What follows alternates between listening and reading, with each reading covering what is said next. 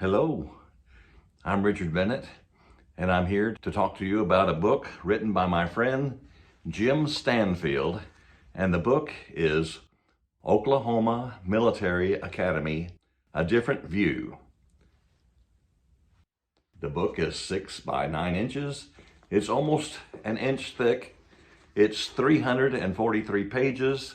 It's got 130 plus photographs in it, and it has a 16-point letter size, which makes for easy reading. In it, Jim talks about the cadet system at OMA 70 years ago in the 1950s at Claremore, Oklahoma. In order to tell about the book, I need to give a background on OMA, Oklahoma Military Academy. It started in 1919, just after World War I.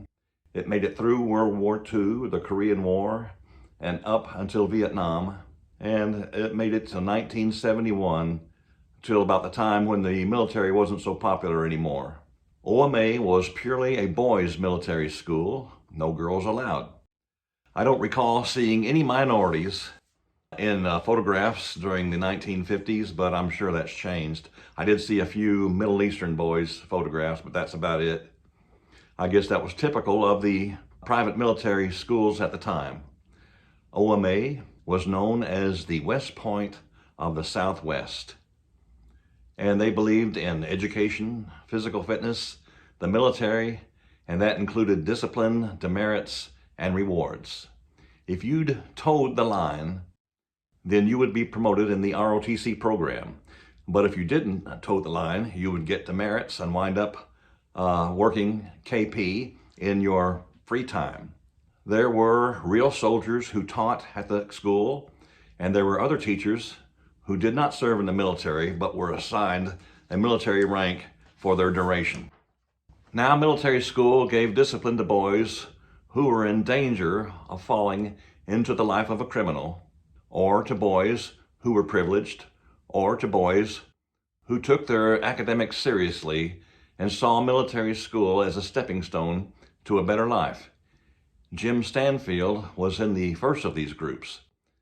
His home was not a stable one, and so his grandparents stepped in and paid for his education at OMA, giving him a place to stay, friends to hang around with other students who were going through the same thing.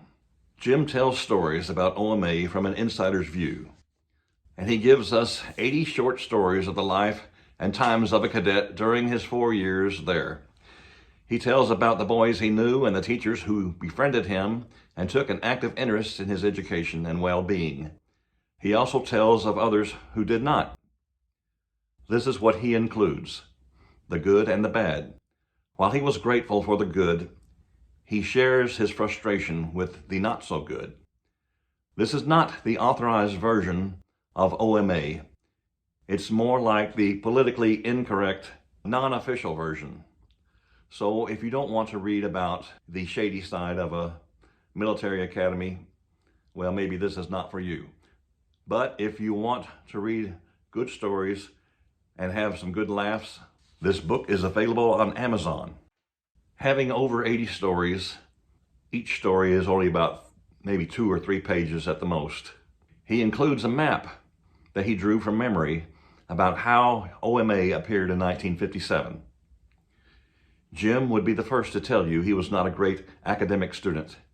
He did, however, finish his education there, and where he listened, he learned.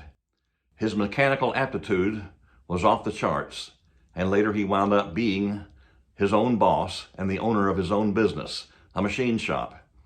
He was able to design and build things for others that are way beyond my comprehension. One teacher in particular took an interest in Jim's life and helped him with skills that he would use later on, and that was Mr. Howard Shirk. Jim took mechanical drawing and survey classes, and with that he was able to design housing for a rental project Mr. Shirk had going on, and he was able to repair his own motorcycle in Mr. Shirk's class after school, of course, and he was also able to help Mr. Shirk with his car. So Jim learned and Mr. Shirk benefited. But this came in handy for Jim later on, as I said. Jim had a lot of respect for one of his teachers. His name was Mr. Ralph Baird. Mr. Baird served during World War I and later again during World War II. In the First War, he got his lungs burned from mustard gas exposure, so he couldn't talk loud and he couldn't talk long. But Jim had a lot of respect for him. He labeled his picture Colonel Ralph Baird, a real colonel and a real man. And there's a building on Rogers State University named after him. Rogers State University took over Oklahoma Military Academy later on. Oklahoma Military Academy, A Different View by Jim Stanfield. The price is right, and I've included the book's site down below. Okay, that should do it.